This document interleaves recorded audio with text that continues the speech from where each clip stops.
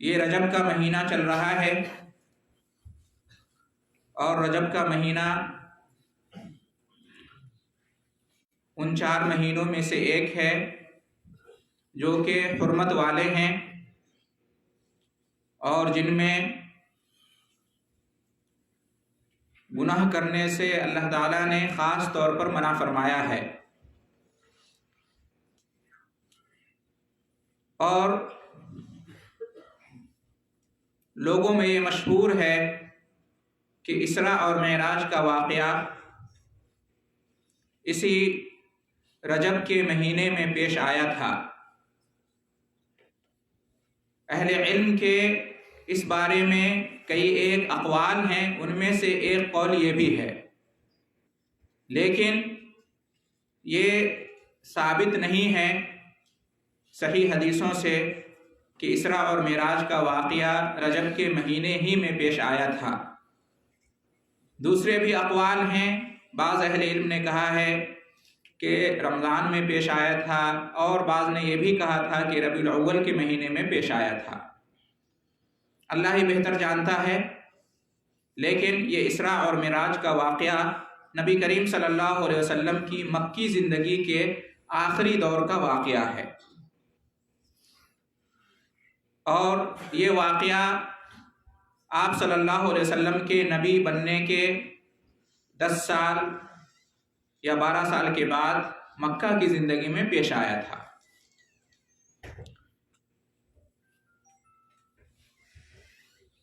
اسراء اور معراج کا واقعہ برحق ہے، سچا واقعہ ہے، اور اس پر ہم سب کو ایمان رکھنا چاہیے کہ اسراء اور معراج کا واقعہ پیش آیا تھا، اور یہ واقعہ اس کے اندر بہت ساری نشانیاں ہیں، عبرت اور نصیحت حاصل کرنے والوں کے لیے، ایمان والوں کے لیے، اور یہ بہت بڑا معجزہ تھا نبی کریم صلی اللہ علیہ وسلم کے لیے۔ آپ صلی اللہ علیہ وسلم کو اللہ تعالیٰ نے بہت سارے معجزات سے نوازے تھے۔ آپ کی نبوت اور رسالت کی صداقت کے لیے بہت سے معجزے آپ کو عطا کیے گئے تھے، ان میں سے ایک معجزہ یہ بھی ہے اسراء اور معراج کا واقعہ۔ تو اس پر ایمان ہونا چاہیے، اور اس کا انکار نہیں کیا جا سکتا۔ اسراء اور معراج کے واقعے کا انکار کرنا یہ قرآن کی آیت کا انکار ہوگا، اور نبی کریم صلی اللہ علیہ وسلم کی حدیثوں کا انکار ہوگا۔ اور ہم سب جانتے ہیں کہ قرآن اور حدیث کا انکار کرنا، قرآن کی کسی بھی آیت کا، نبی کریم صلی اللہ علیہ وسلم سے ثابت کسی بھی حدیث کا انکار کرنا، یہ کفر ہے اور ایمان سے خارج کر دینے والی بات ہے۔ جو قرآن اور حدیث کا انکار کرے وہ اسلام سے خارج ہے۔ اسراء اور معراج کا واقعہ قرآن و حدیث سے ثابت ہے، لہذا اس پر ایمان رکھنا ضروری ہے، واجب ہے۔ اسراء اور معراج ہے کیا؟ اسراء اور معراج کا جو واقعہ ہے اس کے 2 حصے ہیں۔ پہلا حصہ اس کو اسراء کہتے ہیں، اسراء جو سیر سے ہے۔ اسراء کا معنی ہوتا ہے لے جانا، سیر کرانا۔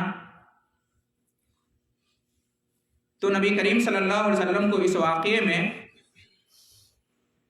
مسجد حرام سے، جو کہ مکہ مکرمہ میں واقع ہے، جہاں خانہ کعبہ ہے، وہاں سے آپ کو لے جایا گیا مسجد اقصیٰ تک، جو کہ بیت المقدس میں واقع ہے۔ تو اس لیے اس سفر کو اسراء کہا جاتا ہے۔ اور جو دوسرا حصہ ہے اس کو معراج کہتے ہیں، اور معراج عروج سے ہے، اوپر جانے کو کہتے ہیں عروج۔ تو آپ صلی اللہ علیہ وسلم کو زمین سے آسمانوں تک لے جایا گیا۔ بیت المقدس سے آپ صلی اللہ علیہ وسلم کو آسمانوں کے اوپر تک لے جایا گیا جہاں تک اللہ نے چاہا، تو اس کو کہتے ہیں معراج۔ تو اسراء اور معراج کا یہ مطلب ہے۔ اس پر ہمارا ایمان ہونا چاہیے کہ نبی کریم صلی اللہ علیہ وسلم کو بیداری کی حالت میں، جاگنے کی حالت میں، جسمانی طور پر پہلے مکہ سے بیت المقدس اور پھر وہاں سے آسمانوں کے اوپر تک لے جایا گیا، سدرۃ المنتہا تک، جہاں اللہ رب العالمین سے ہم کلام ہوئے۔ یہ شرف حاصل ہوا آپ صلی اللہ علیہ وسلم کو۔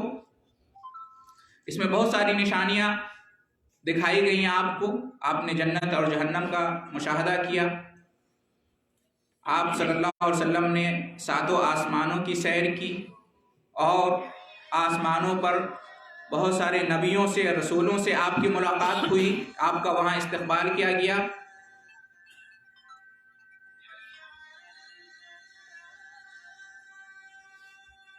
نماز 5 وقت کی آپ کے اوپر فرض کی گئی اور بہت سارے تحفے دیے گئے۔ پوری تفصیلات حدیث کی کتابوں میں موجود ہیں، ان سب پر ہمارا ایمان ہونا چاہیے۔ بعض لوگ اسراء اور معراج کے واقعے کا انکار کرتے ہیں، مسلمان ہونے کے باوجود، اللہ ان کو ہدایت دے، اور بعض لوگ انکار تو نہیں کرتے ہیں لیکن یہ کہتے ہیں، اور یہ بھی ایک طرح کا انکار ہی ہے، کہتے ہیں کہ خواب کی حالت میں یہ واقعہ پیش آیا تھا، بیداری کی حالت میں یہ واقعہ پیش نہیں آیا تھا، جسمانی طور پر یہ واقعہ پیش نہیں آیا تھا بلکہ روحانی طور پر پیش آیا تھا۔ یہ بالکل غلط بات ہے۔ صحیح بات یہ ہے کہ جسمانی اور روحانی دونوں طور پر پیش آیا تھا۔ اگر یہ خواب کا واقعہ ہوتا تو پھر اس میں کوئی بڑی بات نہیں ہے، اور مکہ کے کفار و مشرکین انکار نہیں کرتے۔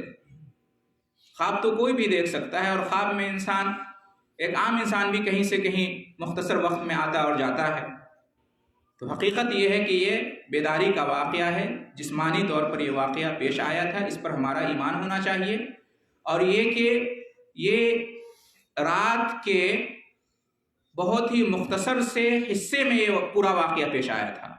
اس زمانے میں، جو کہ ترقی یافتہ زمانہ نہیں تھا دنیاوی اعتبار سے، اور اس زمانے میں مکہ سے بیت المقدس تک پہنچنے میں 40 دن لگتے تھے، لیکن یہ پوری مسافت آپ صلی اللہ علیہ وسلم نے اللہ کے حکم سے جبریل علیہ السلام کی معیت میں ایک رات کے بہت ہی مختصر سے حصے میں طے کر لیا۔ یہ اللہ رب العالمین کے فضل سے، اس کی قدرت سے ہوا، اور اس لیے یہ نبی کریم صلی اللہ علیہ وسلم کے لیے ایک معجزہ ہے۔ اس پر ہمارا ایمان ہونا چاہیے۔ قرآن میں اللہ رب العالمین نے اس واقعے کا ذکر کیا ہے، سبحان الذی اسری بعبدہ لیلا من المسجد الحرام الی المسجد الاقصی الذی بارکنا حولہ لنریہ من آیاتنا انہ هو السمیع البصیر۔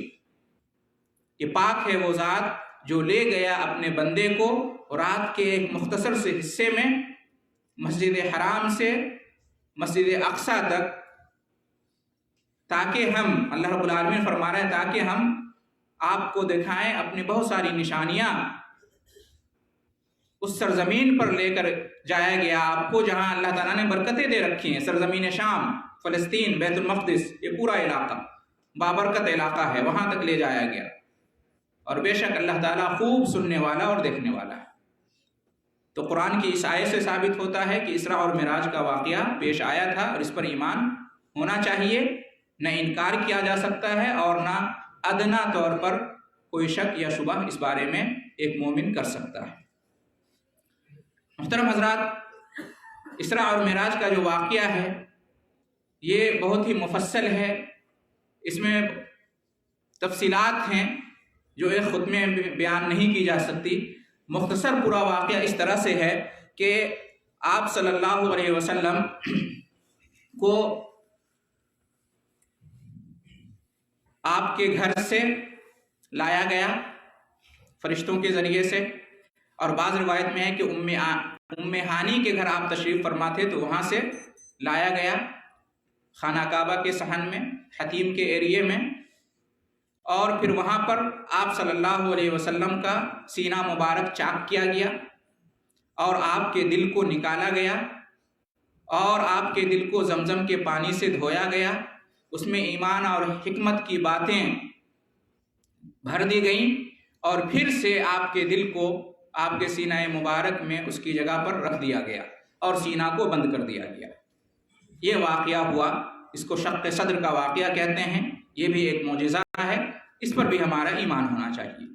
اس کے بعد آپ صلی اللہ علیہ وسلم کو وہاں خانہ کعبہ سے، مکہ مکرمہ سے مسجد اقصی بیت المقدس فلسطین میں واقع ہے، وہاں تک لے جایا گیا۔ ایک سواری تھی براق نام کی، جو کہ ایک جانور تھا جو گدھے سے بڑا اور خچر سے چھوٹا ہوتا ہے، سفید جانور تھا براق، اس پر آپ کو بٹھا کر وہاں تک لے جایا گیا، جس کے بارے میں آتا ہے کہ اس کا ایک قدم تا حد نگاہ تک جاتا تھا۔ تو اس طرح سے آپ صلی اللہ علیہ وسلم کا سفر ہوا مکہ سے بیت المقدس تک کا۔ بیت المقدس پہنچنے کے بعد آپ صلی اللہ علیہ وسلم مسجد اقصی میں داخل ہوتے ہیں اور 2 رکعت نماز پڑھتے ہیں، اور روایتوں میں یہ بھی آتا ہے کہ آپ صلی اللہ علیہ وسلم تمام نبیوں اور رسولوں کو اپنے پیچھے نماز پڑھاتے ہیں۔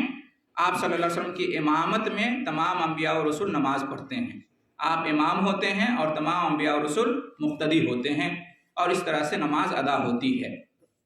تو اس پر بھی ہمارا ایمان ہونا چاہیے، اور اس سے یہ بھی ثابت ہوتا ہے کہ مسجد اقصی یہ بہت عظیم مسجد ہے، اور یہ اس کی بڑی فضیلت آئی ہے اس کے اندر نماز پڑھنے کی، اور یہ ان 3 مسجدوں میں سے ایک ہے کہ جن میں نماز پڑھنے کی نیت سے باضابطہ سفر کیا جا سکتا ہے، رخت سفر باندھا جا سکتا ہے۔ اس سے یہ بھی معلوم ہوا کہ تمام نبیوں اور رسولوں کا دین ایک تھا، اور وہ ہے دین اسلام، اس لیے تمام نبی ایک ساتھ نماز پڑھتے ہیں۔ ایسا نہیں تھا کہ جو پچھلے انبیاء اور رسول گزرے ہیں ان کا دین کچھ اور تھا، نعوذ باللہ وہ اہل کتاب تھے، یہودی تھے، نصرانی تھے، ایسا نہیں ہے۔ تمام انبیاء اور رسول کا آدم علیہ السلام سے لے کر نوح علیہ السلام سے لے کر موسیٰ، عیسیٰ، ابراہیم اور آپ صلی اللہ علیہ وسلم سب کا دین اسلام تھا، دین اسلام تھا، دین توحید تھا۔ یہ بات بھی معلوم ہوتی ہے اس سے کہ نبی کریم صلی اللہ علیہ وسلم تمام انبیاء اور رسول میں سب سے افضل ہیں۔ آپ صلی اللہ علیہ وسلم امام الانبیاء ہیں، سید المرسلین ہیں، تمام نبیوں اور رسولوں کے امام اور سید اور سردار ہیں۔ اس پر بھی ہمارا ایمان ہونا چاہیے، جیسا کہ نبی کریم صلی اللہ علیہ وسلم کی امامت میں سب نے نماز ادا کی۔ تو ان تمام چیزوں پر ہمارا ایمان ہونا چاہیے۔ وہاں سے بیت المقدس سے پھر آپ صلی اللہ علیہ وسلم کو 7 آسمان کے اوپر لے جایا گیا، آسمانوں کی سیر اور تفریح کرائی گئی۔ اس کی تفصیل میں یہ آتا ہے کہ جبریل علیہ السلام نے آپ کا ہاتھ پکڑا، اور جو پہلا آسمان ہے دنیا کا آسمان، وہاں تک آپ کو لے گئے۔ اور بعض روایتوں سے معلوم ہوتا ہے کہ ایک خوبصورت سی سیڑھی لگائی گئی زمین سے آسمان تک، اور اس کے ذریعے سے آپ صلی اللہ علیہ وسلم کو آسمان پر لے جایا گیا۔ تو بہرحال یہ معراج ہے، اس پر ہمارا ایمان ہونا چاہیے۔ آپ صلی اللہ علیہ وسلم پہلے آسمان پر پہنچتے ہیں تو دستک دی جاتی ہے، جبریل علیہ السلام کی طرف سے دروازہ کھٹکھٹایا جاتا ہے آسمان کا، آپ کے لیے دروازہ کھولا جاتا ہے، آپ کا استقبال کیا جاتا ہے، اور وہاں آپ صلی اللہ علیہ وسلم کی ملاقات ہوتی ہے آدم علیہ السلام سے۔ اس کے بعد پھر آپ صلی اللہ علیہ وسلم کو دوسرے آسمان پر لے جایا جاتا ہے، اور وہاں آپ صلی اللہ علیہ وسلم کی ملاقات ہوتی ہے یحییٰ اور عیسیٰ علیہ السلام سے، وہاں بھی آپ کا استقبال کیا جاتا ہے۔ پھر اس کے بعد تیسرے آسمان پر آپ کو لے جایا جاتا ہے، اور وہاں یوسف علیہ السلام سے آپ کی ملاقات ہوتی ہے، وہاں بھی آپ کا استقبال کیا جاتا ہے۔ پھر چوتھے آسمان پر آپ کو لے جایا جاتا ہے، اور وہاں ادریس علیہ السلام سے آپ کی ملاقات ہوتی ہے۔ پھر اس کے بعد 5ویں آسمان پر آپ صلی اللہ علیہ وسلم کو لے جایا جاتا ہے، وہاں ہارون علیہ السلام سے آپ کی ملاقات ہوتی ہے۔ پھر 6ٹھے آسمان پر آپ کو لے جایا جاتا ہے، اور وہاں موسیٰ علیہ السلام سے آپ کی ملاقات ہوتی ہے۔ پھر 7ویں آسمان پر آپ کی ملاقات ابراہیم علیہ السلام سے ہوتی ہے۔ اس طرح سے 7 آسمان کی سیر کرائی جاتی ہے، 7 آسمان پر آپ کا پرزور استقبال کیا جاتا ہے، اور 7 آسمان پر آپ صلی اللہ علیہ وسلم وہاں موجود انبیاء کرام کو سلام بھی کرتے ہیں۔ یہ تمام چیزیں ثابت ہیں، اس پر ہمارا ایمان ہونا چاہیے۔ 7ویں آسمان پر آپ صلی اللہ علیہ وسلم نے بیت المعمور کو دیکھا، البیت المعمور۔ البیت المعمور کہتے ہیں کہ جس طرح سے اس زمین پر خانہ کعبہ کو حیثیت حاصل ہے، اسی طرح سے بیت المعمور کو آسمان پر حیثیت اور مقام حاصل ہے۔ ٹھیک خانہ کعبہ کے برابر یہ بیت المعمور ہے اوپر آسمان میں، اور جس میں روزانہ 70,000 فرشتے داخل ہوتے ہیں اللہ کی عبادت کرنے کے لیے، اور پھر انہیں کبھی دوبارہ موقع نہیں ملتا ہے۔ اتنا زیادہ فرشتوں کی تعداد ہے کہ صرف ایک بار موقع ملتا ہے۔ روزانہ 70,000 کے حساب سے فرشتے داخل ہوتے ہیں اور اس میں اللہ کی عبادت کرتے ہیں۔ تو یہ ہے بیت المعمور، اس کا بھی آپ نے مشاہدہ کیا۔ پھر آپ صلی اللہ علیہ وسلم کی مہمان نوازی کرائی جاتی ہے۔ کہتے ہیں کہ مکہ مکرمہ میں شق صدر کا واقعہ ہونے کے بعد جب لے جایا جاتا ہے بیت المقدس، تو وہاں بھی آپ کی مہمان نوازی کرائی جاتی ہے، اور پھر 7ویں آسمان پر بھی آپ کی مہمان نوازی کرائی جاتی ہے۔ پیش کیا جاتا ہے شراب اور دودھ۔ تو آپ صلی اللہ علیہ وسلم دودھ کو پسند فرماتے ہیں، دودھ کا انتخاب کرتے ہیں، شراب کو ہاتھ نہیں لگاتے ہیں۔ تو جبریل علیہ السلام کہتے ہیں کہ آپ نے فطرت کو اختیار کیا ہے، آپ کی امت فطرت پر باقی رہے گی، گمراہ نہیں ہوگی۔ اور صحیح بات یہی ہے کہ دودھ خالص ہوتا ہے، فطری ہوتا ہے، اور دین اسلام خالص ہے اور فطری ہے، اس میں تبدیلی نہیں ہو سکتی۔ جبکہ شراب فطری چیز نہیں ہوتی ہے، اس کو مکس کر کے بنایا جاتا ہے، تبدیل کیا جاتا ہے پھلوں کو، اور اس کے بعد بنایا جاتا ہے۔ پھر یہ کہ شراب سے انسان کا مزاج، انسان کی عقل تبدیل ہو جاتی ہے، بگڑ جاتی ہے، لیکن دودھ سے ایسا کچھ نہیں ہوتا ہے۔ دودھ کی عادت تو انسان کو پیدائش کے دن سے ہی ہوتی ہے۔ تو اللہ کے رسول صلی اللہ علیہ وسلم نے دودھ کا انتخاب کیا، اس سے معلوم ہوا کہ آپ صلی اللہ علیہ وسلم کا دین، دین اسلام فطری دین ہے، خالص دین ہے۔